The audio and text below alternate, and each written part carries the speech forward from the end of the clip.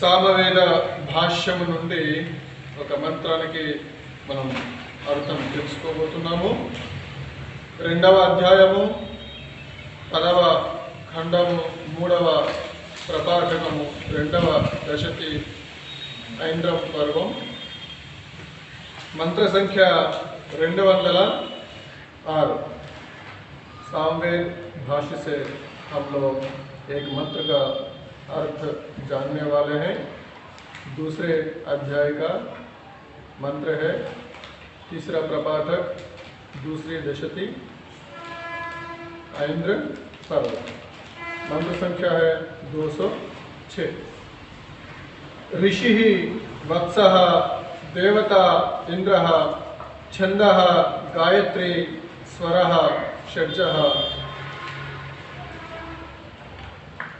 ओम सुनीतो घासमर्त्योऽयं मरुतो यमर्यमा मित्रास्पान्त्यद्रुहः।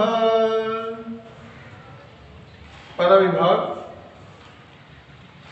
सुनीतः घ सह मर्त्यः यम मरुतः यम अर्यमा मित्राः पान्ति अद्रुहः।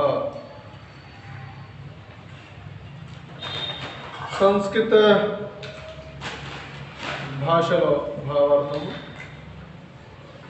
संस्कृत भाषायां भावार्थः सर्वे ध्यानेन शृण्वन्तु। अस्मिन् जगति राष्ट्रे वा बहवो जना योग्य मार्गदर्शनम् अलभमानाः सन्मार्गात् च्यवन्ते, परं जीवात्म प्राणादयो अध्यात्म मार्गे क्रममाणं यं जनम् अनुभिन्नन्ति। राष्ट्रे च राज्याधिकारिणो यस्य साहाय्यं कुर्वन्ति स निरन्तरं प्रगतिपथम् अनुधावन् लक्ष्य सिद्धिं प्राप्तुं शमते। తెలుగులో అర్థము చూద్దాం.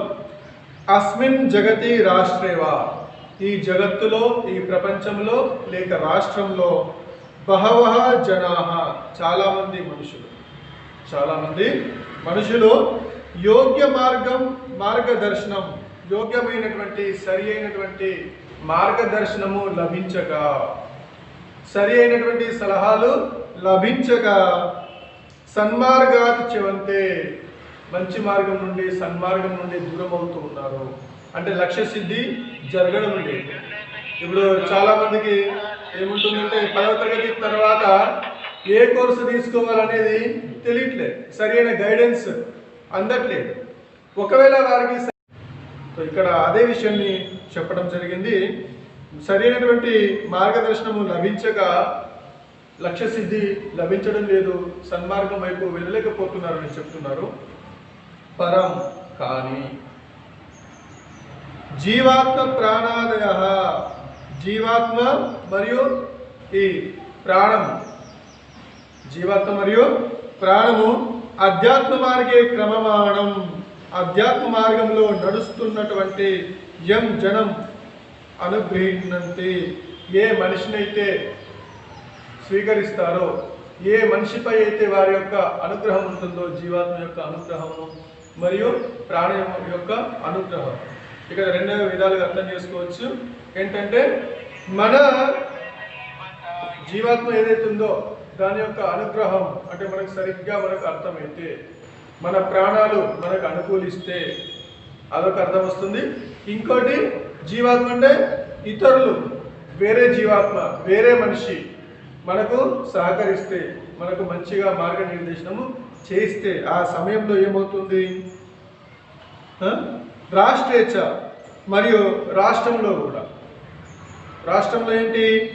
రాజ్యాధికారిణః యస్య సహాయం కుర్వంతి, రాజ్యాధికారులు ఎవరికైతే సహాయం చేస్తూ ఉంటారో, రాజకార్యాలు ఉంటాయి, కొన్ని కార్యక్రమాలు జరుగుతూ ఉంటాయి, కొన్ని పనులు చేయించుకోవాలి అధికారులతోని. ఒకవేళ వాళ్ళు మనకు సరిగ్గా సహకరించారనుకోండి, అప్పుడేమవుతుంది?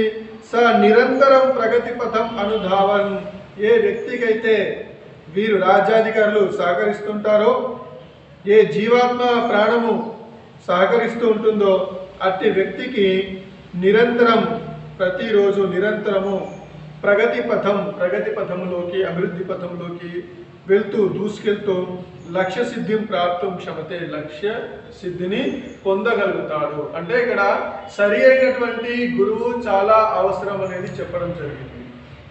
సరి అయినటువంటి మార్గనిర్దేశకులు లేకుంటే లక్ష్య సిద్ధి జరగదు.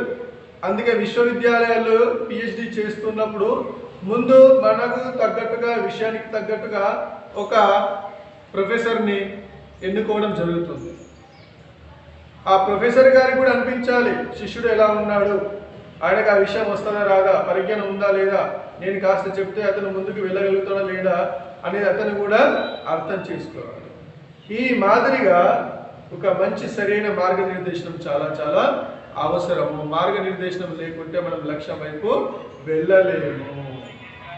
यहाँ पर बताया जा रहा है कि अस्मिन जगति राष्ट्र व, इस संसार में अथवा राष्ट्र में, इस संसार में, इस जगत में अथवा राष्ट्र में बहवः जनाः बहुत से लोग योग्य मार्गदर्शनम अलभमानाः, जिन्हें सही ढंग से मार्गदर्शन नहीं प्राप्त होता है, गाइडेंस जिन्हें प्राप्त नहीं होता है, वैसे लोग सन्मार्ग से भटक जाते हैं, दूर हो जाते हैं।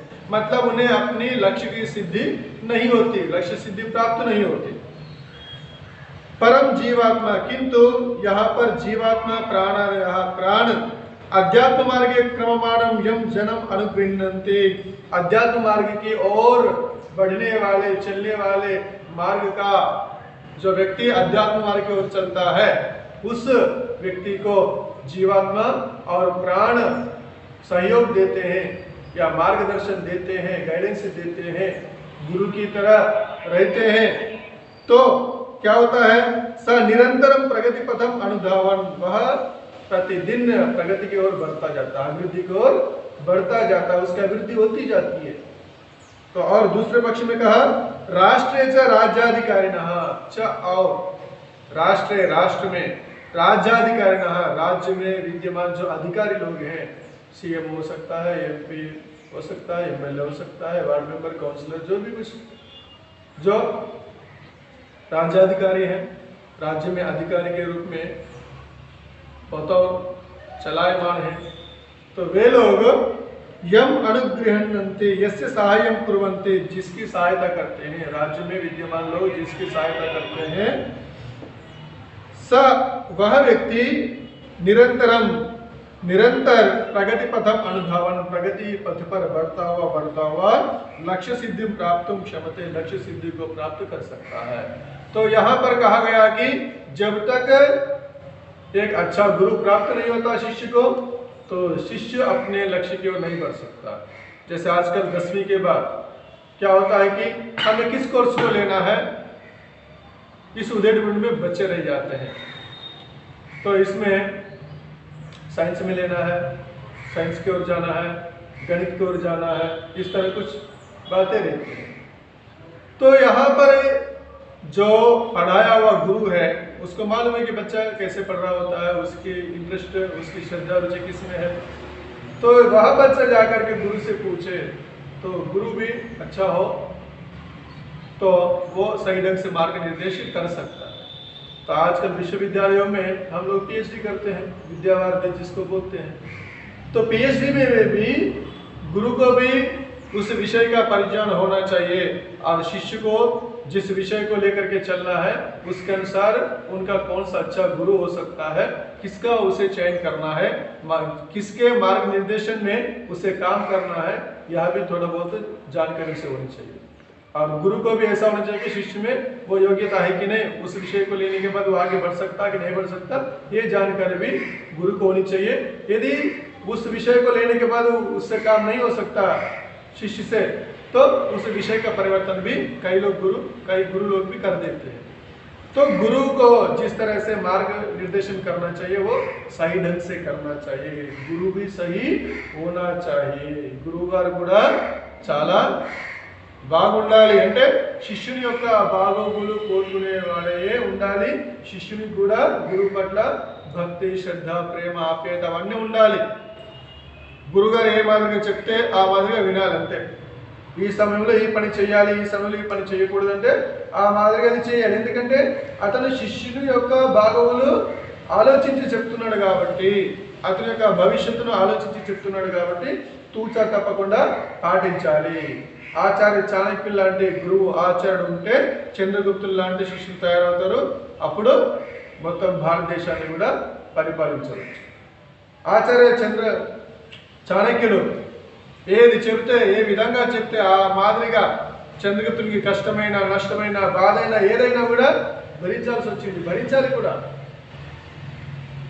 అయితే ఇక్కడ ఆచార్యులు లాంటి, చాణక్యులు లాంటి మార్గనిర్దేశకులు ఉండాలి, మరియు పాటించేటటువంటి చంద్రగుప్తులు లాంటి శిష్యులు కూడా ఉండాలి. आचार्य चाणक्य की तरह मार्ग निर्देशन करने वाले गुरु भी चाहिए और गुरु के अनुसार कहे हुए वचनों का अनुपालन करने वाले चंद्रगुप्त जैसे शिष्य भी होने चाहिए। ओम शांति शांति।